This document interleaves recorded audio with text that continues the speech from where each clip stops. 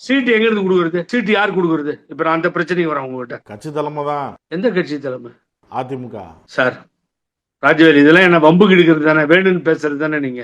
அதிமுக தலைமை தாங்க. அங்கதானே விருப்ப மனு அங்கதானே வாங்குவாங்க. தலைமை அலுவலகத்துல தானே விருப்ப மனு வாங்குறாங்க. அங்கதான் ஆய்வு பண்றாங்க. அங்கதான் நேர்காணல் நடத்துறாங்க. சார், தலைமை என்டிஏ கூட்டணி, தேசிய ஜனநாயக கூட்டணி அமைந்திருக்கிறது.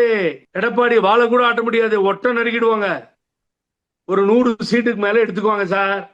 134 சீட்டு எடப்பாடிக்கு விட்டு கொடுத்துருவாங்க. அது ஏதோ போய் தொலைதுன்னு விட்டு கொடுத்துருவாங்க. நாளைக்கு அசிங்கமா போயிடுமேன்னு 100 சீட்டை கையில் எடுத்து ஆல்ரெடி அவங்க வந்து பாமக வச்சுட்டு இருக்கிற மாதிரி எனக்கு ஒரு நம்பிக்கை இருக்கு. தேமுதிகவுக்கு ட்ரை பண்ணுவாங்க. கேப்டன் கட்சி தான் 2வது இடத்துக்கு வந்து ஓட்டு வாங்கி விருதுநகர்ல, சிவகாசி அந்த பக்கம்லாம் ரொம்ப கொஞ்சம் ஓட்டுல தோத்துட்டார் அவரோட விஜய் பிரபாகரன். 2வது இடத்துக்கு வந்தாரு. ஸோ அந்த கேப்டன் இறந்த நேரத்தில் வந்த தேர்தல் அவங்களை எப்படியே இழுத்து போடுவோமான்னு முயற்சி பண்ணுவாங்க. அப்போ பாமக, தேமுதிக, இந்த தலைமை ஏற்றிருக்கின்ற பாரதிய ஜனதா கட்சி, அதிமுக, வாலண்டரியா போய் நிக்கிற எங்க அண்ணன் ஓபிஎஸ் 5 சீட்டை வச்சுக்கோங்க. ஐயோ, எனக்கு எதுக்கு 5 சீட்டு? நாங்க 4 எம்எல்ஏ தான் இருக்கோம்னா போதும், அடுத்த ஆளெல்லாம் நான் நிறுத்த மாட்டேன்.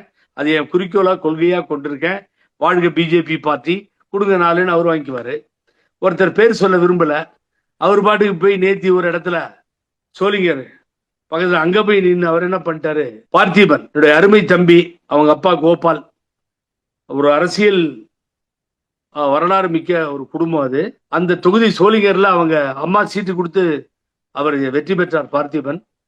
அப்புறமா நான் பேர் சொல்லக்கூடாது ஒருத்தர்கிட்ட வந்துட்டாருங்க. அவங்க அப்பா வந்து இப்ப நாடாளுமன்றத்துல விடுதலை புலிகளுக்காக பேசி கீசி அம்மாட்ட பாராட்டை பெற்றவர். அப்பயே டிஆர் பாலு வந்து என்னங்க இப்படி எல்லாம் பேசுறீங்க அப்படின்னு சொல்லி கோச்சுக்கிட்டாரு.